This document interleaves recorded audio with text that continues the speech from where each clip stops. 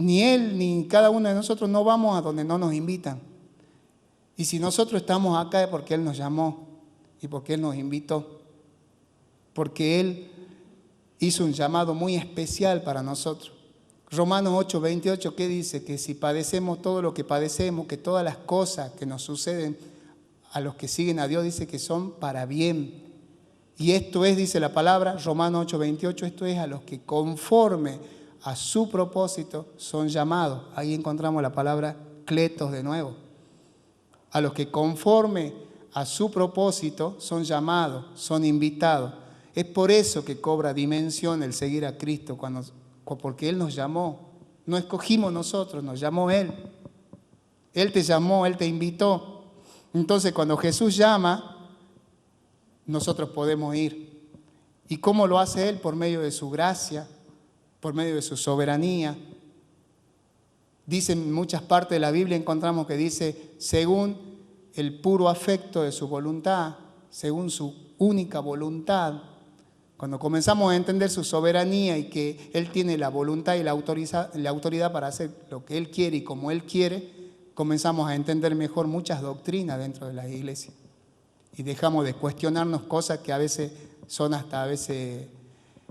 no encontramos respuesta. Entonces, haciendo un paréntesis acá y hablando acerca de esto, siguiendo con el tema del privilegio, me gustaría que vamos a Hechos 11, versículo 26. Hechos 11, 26, vamos a leer algo que me llamaba mucho la atención y que seguramente ustedes también. Hechos 11, 26.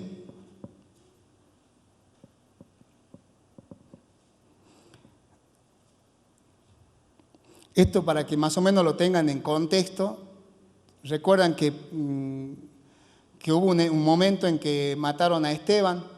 Después de la muerte de Esteban, todo el pueblo judío, el cristianismo fue esparcido, fue disperso, y que ellos iban y predicaban. En esa dispersión ellos iban y predicaban el evangelio, pero lo predicaban estrictamente al pueblo de Israel, solamente al pueblo judío, no predicaban a los gentiles. Pero dice que entre medio de esa gente iban algunas personas que eran de la ciudad de Chipre, entre medio de ellos, y que ellos sí predicaban. Dice que predicaron a los griegos, le predicaban el evangelio. Y lo llamativo de esto es que mucha gente comenzó a creer en el evangelio. Muchas personas que no eran judíos comenzaron a creer. Y eso llegó a oídos de Bernabé, llegó a los oídos de Pablo, y produjo una gran alegría, porque veían cómo la mano de Dios estaba con ellos. Porque los judíos sabían que no, era solamente al pueblo judío. Pero eso llegó a los oídos de Bernabé, y Bernabé fue hasta la ciudad de Antioquía, donde ellos estaban, y los animó, y se reunieron, y comenzaron a reunirse como iglesia. Lo invitaron a Pablo, y llegamos justamente al versículo 26, donde dice, o desde el 25 leemos, dice, después fue Bernabé a Tarso a buscar a Saulo, y hallándole le trajo a Antioquía. Y se congregaron allí todo un año con la iglesia y enseñaron a mucha gente. Y a los discípulos se les llamó cristianos por primera vez en Antioquía. Por primera vez fueron llamados cristianos. Yo me preguntaba ahora, ¿qué encontramos en común entre un discípulo y un cristiano? Fíjense, si vamos rápidamente hacia lo que dice, lo que significa un discípulo, y nos quedamos cortos, ¿no? En el griego la palabra para discípulo es la palabra matetes, que es un aprendiz, es un alumno. Pero si seguimos indagando nos vamos a dar cuenta que todavía tiene un significado mucho más profundo que ser simplemente un aprendiz. Pero de todas maneras un discípulo se lo caracteriza como un seguidor de Cristo, y un cristiano también, un seguidor de Cristo. Pero la salvedad es de que el significado literal de la palabra cristiano, es Cristo pequeño. Encontramos la palabra cristiano, así con J, cristiano. Es una palabra compuesta, es Christos, que significa ungido, y el sufijo ano, que significa pequeño. Pequeño Cristo. Pero miren el detalle de esto. ¿Por qué les comparto esto? Porque la palabra cristiano era un apodo. Era un apodo, lo usaban de apodo. Vieron que los apodos, ¿cómo los usamos nosotros? Generalmente se usa un apodo para describir a una persona por lo que hace, por lo que es o por lo que se parece a alguien o a algo. Y apodamos, no nos vamos a andar poniendo apodo ahora, pero esa era la idea. Les decían cristiano como apodo.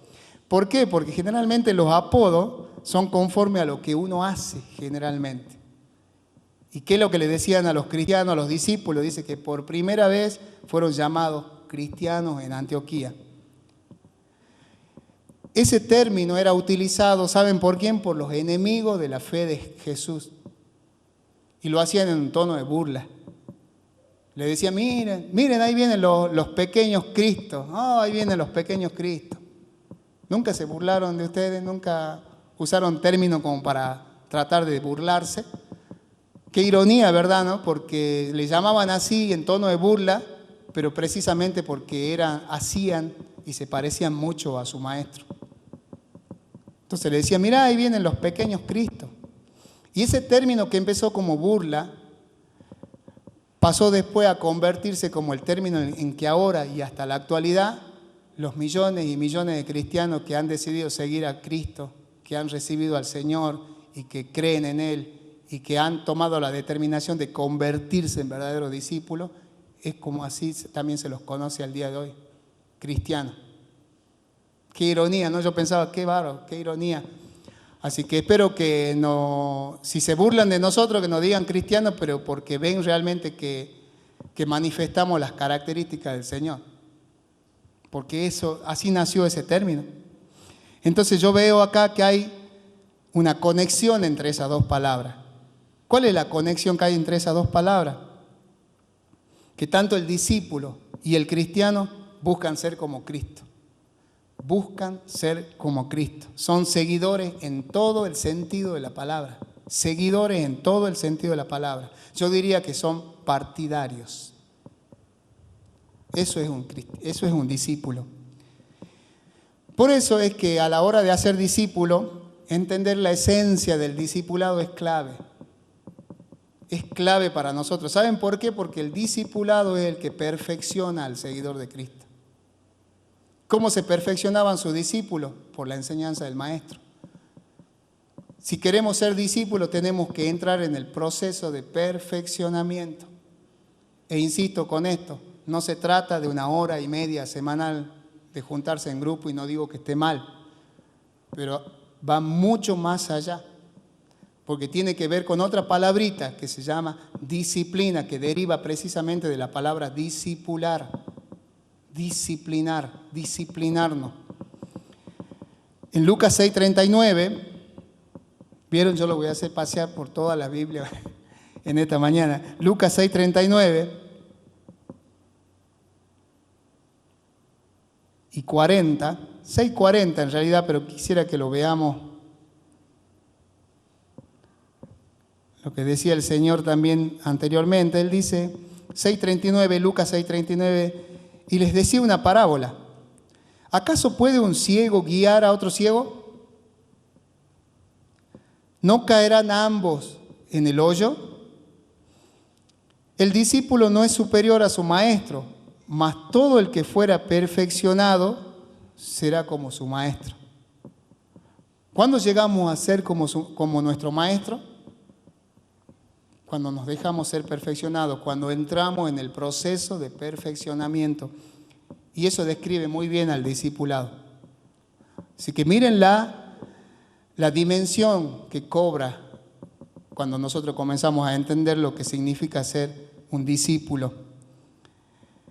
Entonces, el discipulado es clave porque es lo que nos perfecciona, y el que entra en ese proceso y se deja perfeccionar va a llegar a ser como su maestro. Entonces, con eso, yo quisiera, como les decía, hablar del discipulado. Hay mucho para hablar sobre ese tema, pero me gustaría dejarle un concepto, una concepción profunda de lo que es el discipulado y que tiene que ver con nuestros orígenes como hijos de Dios. Fíjense en por qué. Yo les voy a tratar de mostrarle brevemente. Vamos a partir de esta base para que entendamos el concepto. Y la base para entender el concepto de ser un discípulo es entendiendo de que sin nuevo nacimiento, sin regeneración, no puede haber nunca discípulo. Sin regeneración no hay discípulo. Hay dos formas de ser discípulo. Podemos llegar a ser discípulo por concepto. Un discípulo se puede definir conceptualmente. De hecho, que ya vimos un significado que se extrajo de un diccionario en el griego. Usted puede extraer el significado de cualquier diccionario y va a poder entender lo que significa ser un discípulo y hasta puede sacar un mensaje brillante de lo que significa ser un discípulo. Pero ahora, ¿qué nos está diciendo la Biblia cuando nos dice que hay que ser discípulo? Bíblicamente es la otra forma de ser discípulo. Ser un discípulo bíblico. Yo le decía que sin regeneración, que sin nuevo nacimiento no hay discípulo, porque Jesús le dijo a una persona, siempre menciono este texto, yo el relato de Jesús con Nicodemo. Jesús le dijo a Nicodemo de que no había forma de ver el reino de Dios si es que no nace de nuevo.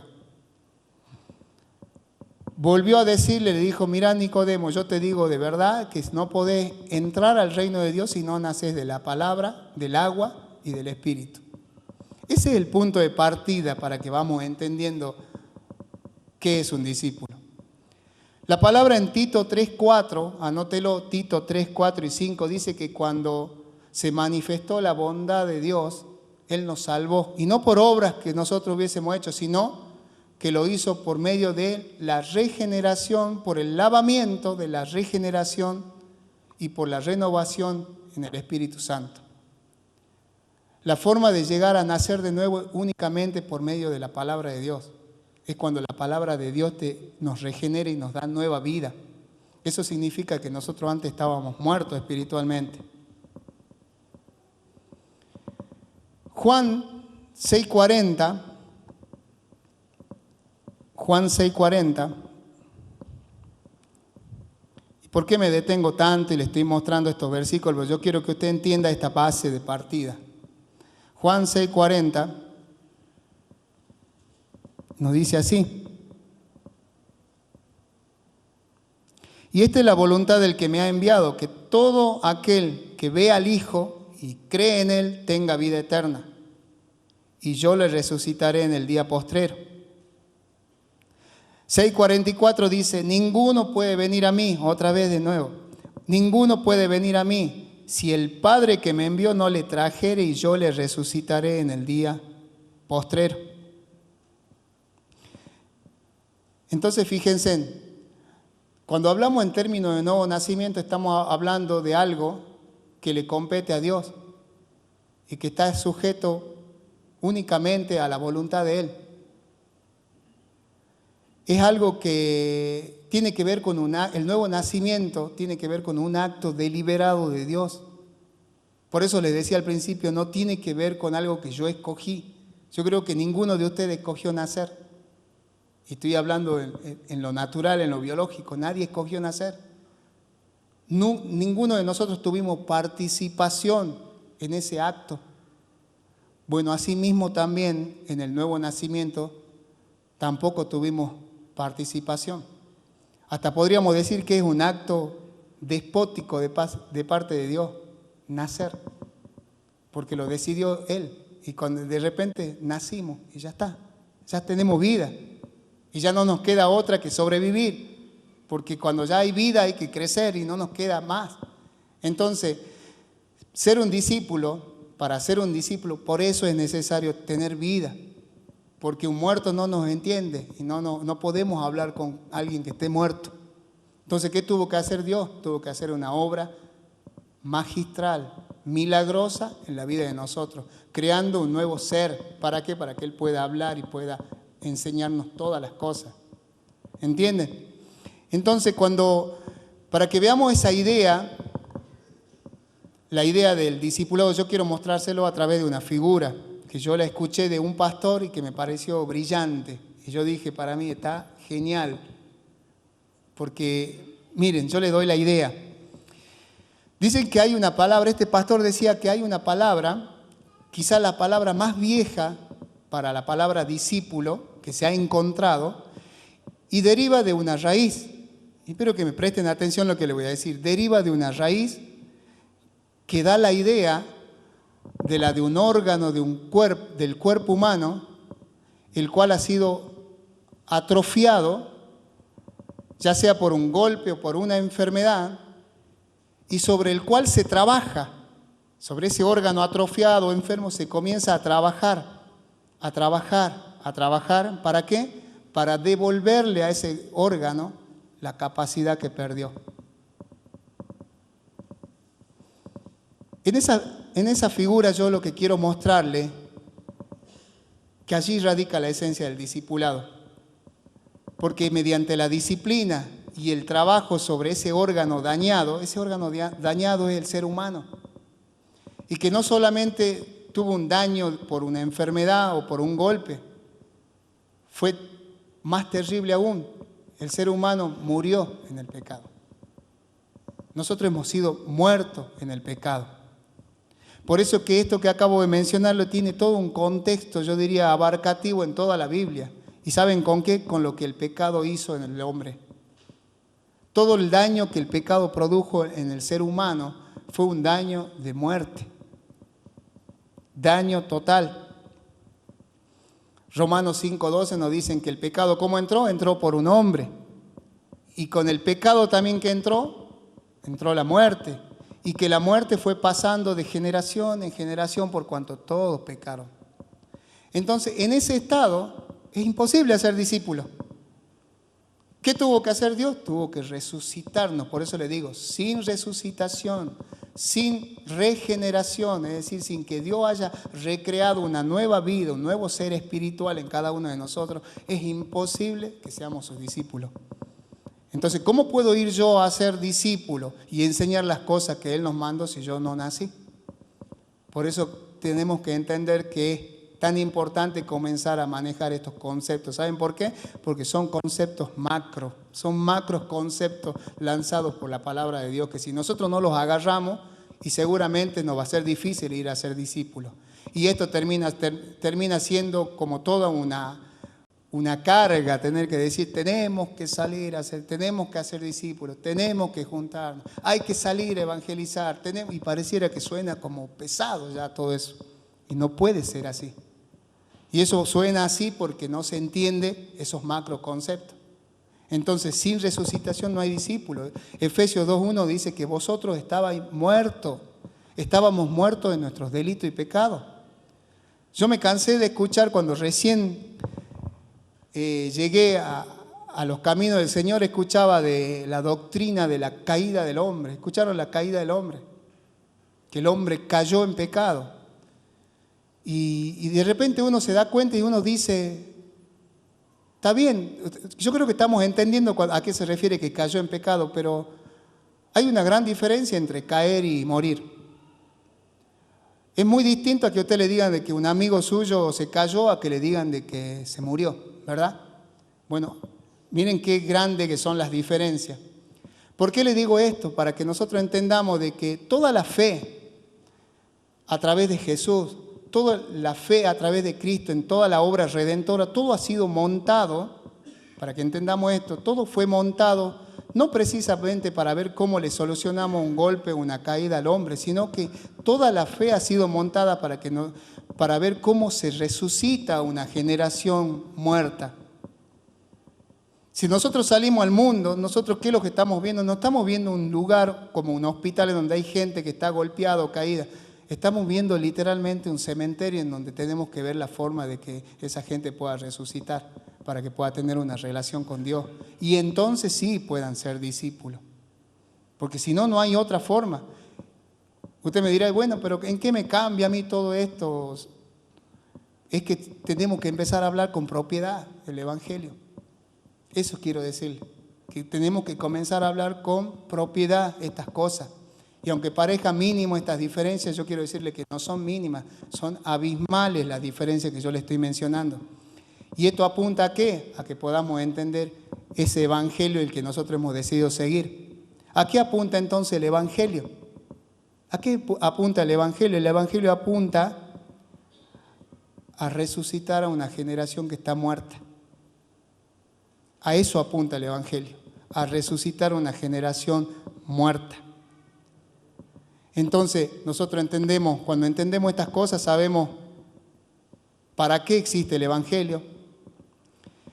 Nos damos cuenta de que si nosotros no concebimos al Evangelio desde el nuevo nacimiento, y yo quiero decirle que va a ser tiempo perdido, vamos a perder mucho tiempo. Y después escuchamos los testimonios, yo tuve 15, 10, 20 años, ¿sabe que recién estoy entendiendo? Así que yo los animo a que no pasen 15, 20, 30 años para que digamos, recién estoy comenzando a entender, porque acá está todo, en la palabra de Dios, ahí está. Entonces tenemos que entender estas cuestiones, insisto, estos conceptos que son muy grandes, muy elevados. Porque si bien el que cambia nuestra naturaleza es el Señor, Cristo cambió tu naturaleza. Pero yo estoy convencido de que un concepto mayor y todas estas cuestiones que vamos aprendiendo de Él seguramente nos va a ayudar a madurar nuestra vida y a entender y a percibir las cosas de Dios de otra manera. Y no como las que yo creo o las que yo veo, sino como las ve Él. Nos vamos a dar cuenta entonces que no es en vano trabajar con 1, con 2, con 3 personas o con 15 o con 100. ¿Saben por qué? Porque donde hay un espíritu regenerado vale la pena trabajar. Hasta es estratégico, también charlando recién en la puerta. Es estratégico esto, ¿por qué? Porque nos va a llevar inclusive a no perder mucho tiempo. Jesús hablaba y donde veía que no había fe, Él inclusive le decía a sus discípulos, sacudan el polvo de su calzado y sigan.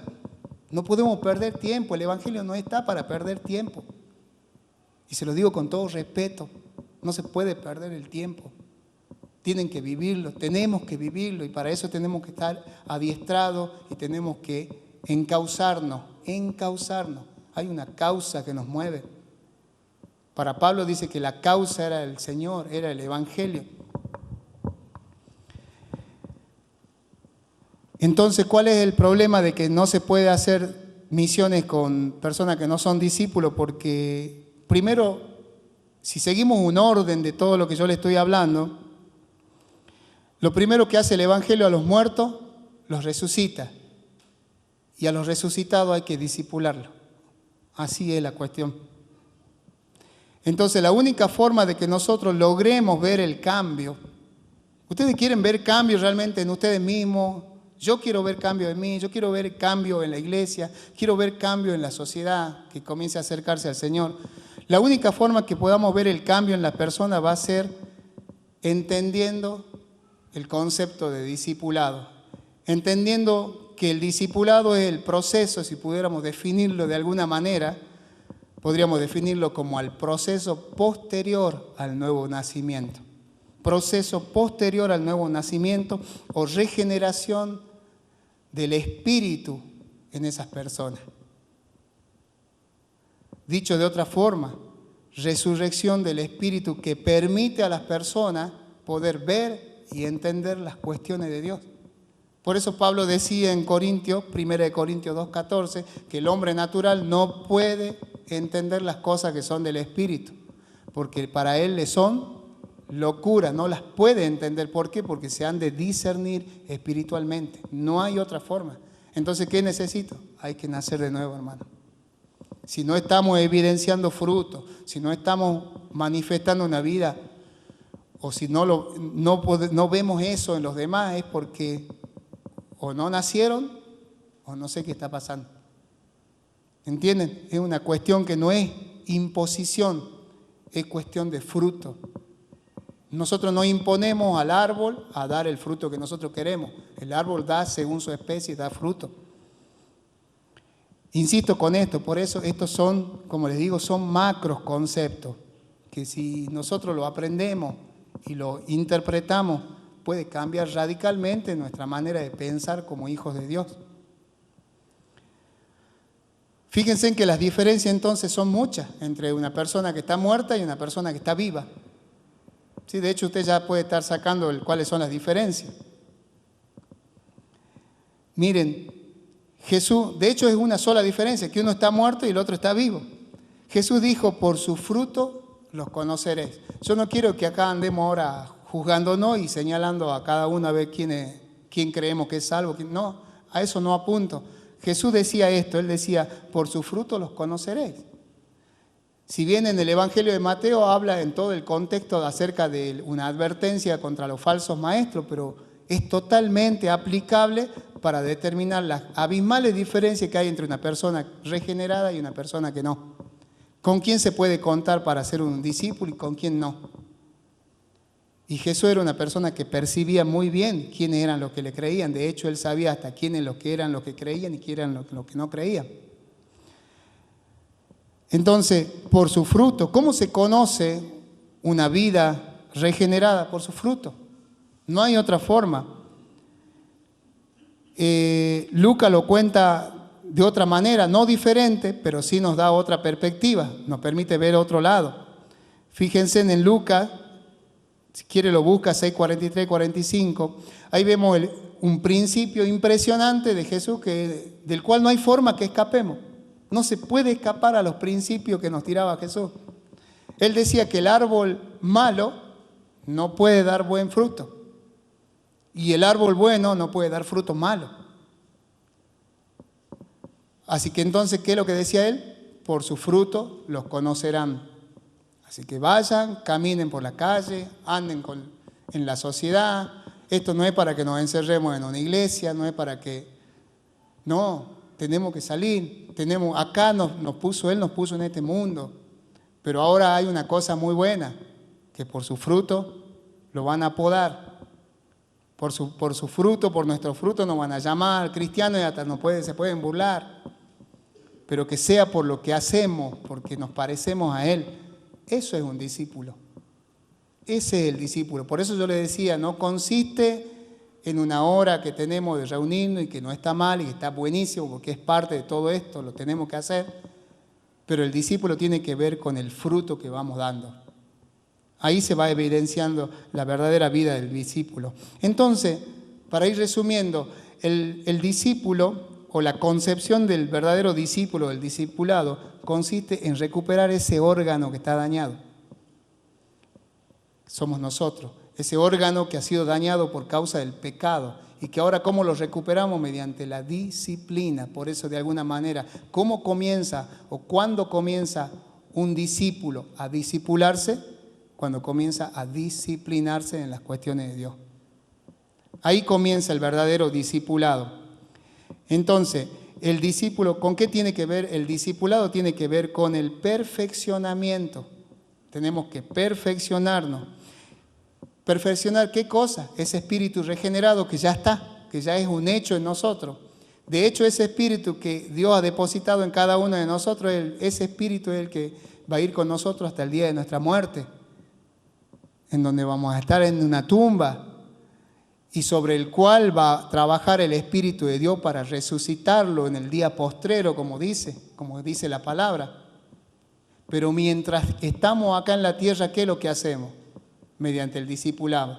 Discipulamos el Espíritu, discipulamos nuestro cuerpo, discipulamos nuestra alma. ¿Para qué? Para que podamos manifestar la vida de Jesucristo al mundo. De eso se trata el discipulado. Efesios 1:5, Efesios 1:6, 1:11, dice que primero el Padre nos escogió para que seamos para la alabanza de la gracia de su gloria. En el Hijo nos adoptó para que seamos para la alabanza de su gloria. Y con el Espíritu nos selló para que seamos para la alabanza de su gloria. ¿Para qué fuimos creados? Fuimos creados para manifestar la gloria de Dios. ¿Y eso cómo se manifiesta? Se manifiesta a través de los frutos que vamos dando. Yo en alguna oportunidad, y me acuerdo muy bien de esta plataforma, yo les dije de que tenemos que cultivar los frutos del Espíritu. Y un discípulo tiene que evidenciar eso. Y eso no lo vamos a lograr porque desde acá, desde este lugar, desde un púlpito, donde sea, se nos esté mandando a que tiene que ser así. Eso lo vamos a evidenciar por el hecho mismo de que tenemos vida y que vemos la necesidad de estar con el Maestro y discipularnos a diario, todos los días, las 24 horas del día. Eso, en esencia, el discipulado, eso es lo que como iglesia tenemos que recuperar. Hay que recuperarlo porque pareciera ser que hay algo como que se está perdiendo. Es como que Es como que, ¿vieron cuando se talan los árboles? Como que se está talando eso en la iglesia y no podemos perder eso. Por eso, para ir concluyendo, un discípulo, yo le decía, se comienza a disciplinar para mantener una especie. De eso se trata. ¿Para qué nos discipulamos? Para mantener una especie. Comenzamos a discipularnos para mantener una especie. Ese es el concepto que yo quisiera que guardemos en esta mañana. ¿De qué hablamos a la hora de decir que hay que ser y hacer discípulos? Cuando alguien viene y te dice, o el pastor o el líder nos dice, iglesia, tenemos que ser discípulos, tenemos que hacer discípulos, ¿qué es lo que te están diciendo? ¿O qué es lo que nos están diciendo? Tenemos que mantener una raza. Hay que mantener una raza. Hay que crear en la iglesia la conciencia de sostener un ADN que no se puede perder en la iglesia y en la sociedad. ¿Y a qué me estoy refiriendo? Que hay que conservar, hay que sostener el ADN, el genoma que tiene que ver con las características de Cristo mismo en las personas. Y eso no se logra con una hora semanal de lectura en la palabra. Se logra con el compañerismo con Dios, tiempo de oración y una cuestión que nos absorbe, como les digo, 24 horas de nuestro día. Es todo el tiempo, porque cuando nosotros recibimos a Jesús, ese texto tan famoso de Juan 1:12, mas a todos los que le recibieron y a los que creen en su nombre, les dio potestad de ser hechos hijos de Dios. Yo le insisto con esto, usted no recibió solamente algo que lo hizo salvo, usted recibió la vida misma. Por algo Él decía, separado de mí nada pueden hacer. Tenemos que entender en profundidad, y Dios quiere que eso se nos revele, de que Jesús representa la vida misma en nosotros. Es la vida literalmente, que sin Él estamos muertos. Estamos totalmente muertos. Entonces, no es solo un aprendiz, por eso le dije yo, nos quedamos cortos con el diccionario, porque el diccionario dice que matete es un aprendiz, es un alumno, es un seguidor. Pero ¿sabe una cosa? No es solo aprendiz. Hay otra palabra, por eso usted va a poder encontrar en el griego muchas palabras y va a ir viendo la profundidad que tiene ser un discípulo. Hay otra palabra, por ejemplo, la palabra mantanos, que yo buscaba. Esa palabra denota no solo aprender, mantanos, no es solo aprender, ni aumentar y crecer en el conocimiento, sino que tiene que ver de aprender a Cristo. No solo la doctrina acerca de Cristo, sino aprender a ser como es Cristo. Aprender a ser como es Cristo. Entonces, un discípulo no es meramente uno que aprende, sino, como recién les decía, es un partidario. De ahí es que se lo mencione a nosotros que somos seguidores, se nos llegue a mencionar como imitadores de Dios. Pablo decía, sean imitadores de Dios como yo de Cristo. Bueno, ese es un discípulo. Juan 15:8, Jesús decía, en esto es glorificado mi Padre, que llevéis mucho fruto y seáis así mis discípulos. ¿Cómo se denota entonces el discipulado? ¿Cómo se denota el ser un discípulo? Mediante el fruto. No hay mucho más para hablar. Mediante el fruto que damos. Entonces, en resumen, ¿cuál es la finalidad de todo esto de ser un discípulo? ¿Por qué comenzamos y dijimos de que la Gran Comisión nos manda a ser discípulos? Pero yo les dije que primero hay que ser discípulos. No podemos ir y hacer discípulos si nosotros no lo somos. Jesús decía, un ciego no puede guiar a otro ciego, sino van a terminar cayendo los dos. Entonces tiene que ser discípulo, yo tengo que ser discípulo. La finalidad es reproducir a Cristo aquí en la tierra. Nosotros tenemos que reproducirlo a Él acá en la tierra. Y saben que eso no se puede perder, no se puede perder en la iglesia. Eso entonces sería mantener el genoma. ¿Qué sería? Mantener las características de Cristo mismo. Pablo decía ser un anunciador de las riquezas de Cristo. ¿Qué es lo que necesitamos nosotros? Necesitamos riquezas de Él. ¿Para qué? Para que entonces podamos alcanzar plenitud. Si no, no hay forma de alcanzar plenitud. Yo siempre digo esto, una persona que está enferma no está plena y no se muestra como realmente es. ¿Vieron ustedes una persona enferma? Yo ayer hablaba con un señor que conocí hace una semana. A él le falta una pierna. no está pleno. Está muy enfermo y no se siente pleno. Espiritualmente, cuando nosotros consumimos y asimilamos las riquezas de nuestro Señor, ¿cuáles son las riquezas de Él? Es todo lo que es Él. Esas son sus riquezas, son sus promesas, son sus mandamientos, son las demandas que Él nos hace para que seamos sus discípulos. Todas esas cosas son las que Jesús encarecidamente le decía a sus discípulos. Eso, vayan y enséñenle todo lo que yo les enseñé a ustedes. Entonces, y ahí viene la promesa, entonces yo estaré con ustedes todos los días hasta el fin del mundo. Entonces pero para eso tenemos que alcanzar plenitud de Cristo. Y la plenitud se alcanza consumiendo su riqueza. Jesús decía, si ustedes comen mi cuerpo y beben mi sangre, y no tendrán hambre ni tendrán sed jamás, y serán como una fuente que brota de ustedes como ríos de agua viva hacia los demás. Cuando escucharon eso, discípulos también, dice que muchos dejaron de seguirlo.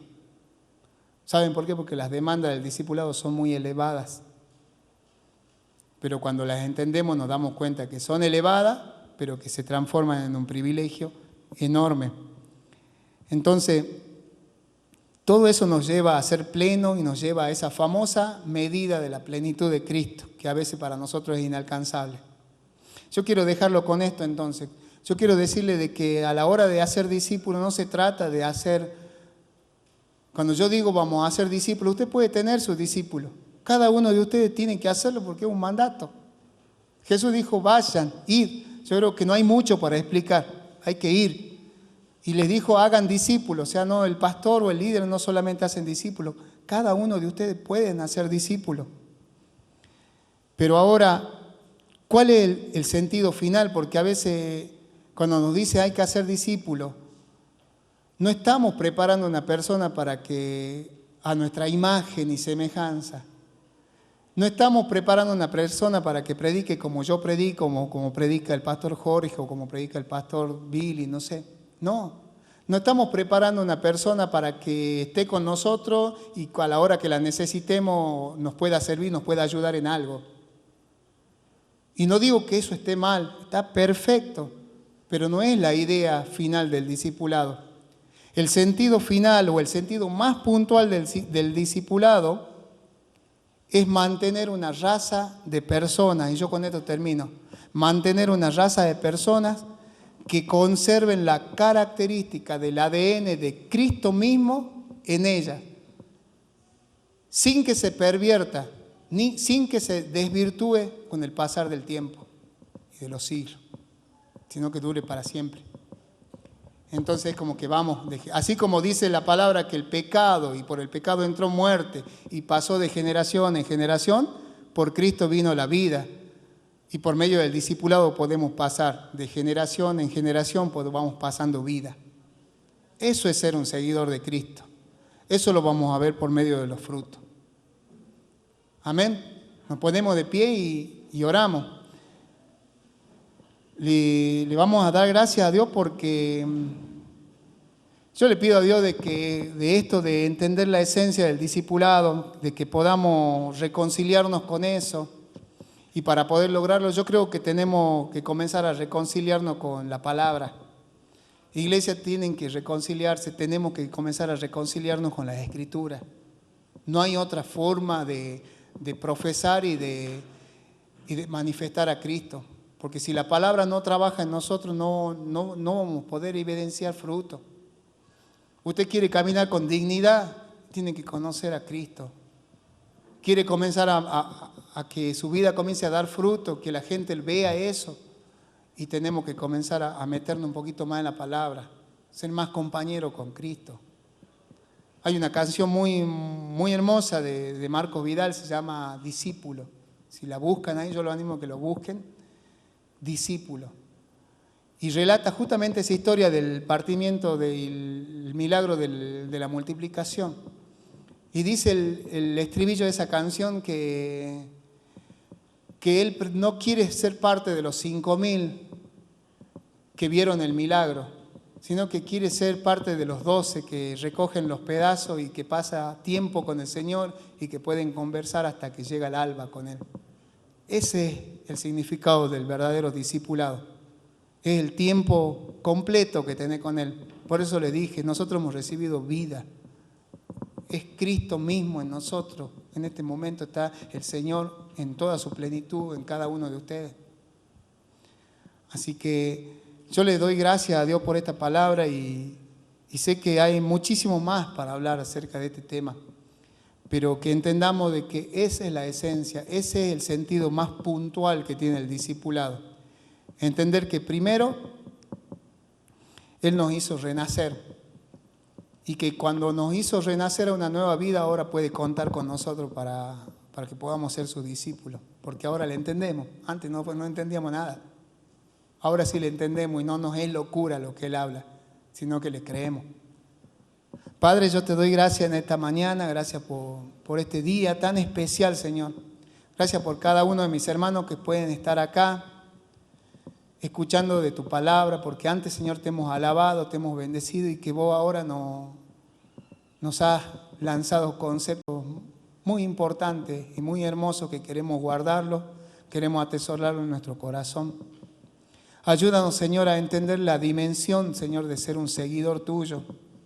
Ayúdanos, Señor, a entender, Señor, lo que implica, Señor, ser un discípulo, ser un cristiano. Que no sea una carga, Señor, para cada uno de nosotros, sino que podamos verlo como un verdadero privilegio y una honra, porque tú nos has llamado, tú nos has escogido, Señor. Acá no estamos involucrados porque nosotros quisimos, sino porque tú nos hiciste formar parte. Y como nos has hecho formar parte, Señor, queremos aprender. Sabemos que hay mucho para aprender de ti. Y que todo lo que tú nos enseñas y nos mandas, eso es lo que queremos salir y enseñar y hablar. Así que si nos has comisionado con eso, Señor, te pido que en este lugar, Señor, tú levantes, Señor, los ministerios que tienes que levantar. Los dones, Señor, que salgan a luz, que comiencen a verse, para que tu iglesia sea edificada, sea preparada, Señor, para salir y hacer lo que tú quieres que hagamos, Señor. Ser verdaderamente tu discípulo. Y si nos gritan por ahí que somos cristianos, a mucha honra, Señor, podremos sentirnos, Señor, totalmente privilegiados y honrados por ello. Así que ayúdanos, Señor, a que tus características, tus riquezas, Señor, puedan alcanzar a otros.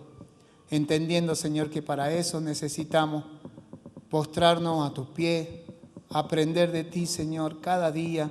Saber que ser un discípulo es todo lo que nosotros necesitamos, ser tus seguidores. En el nombre de Jesús, Señor, nosotros te damos gracias. Yo te doy gracias en esta mañana. Bendigo a la iglesia, bendigo a cada uno de mis hermanos, bendigo a esta familia, Señor, que vos nos has regalado, en la que nos has puesto, Señor.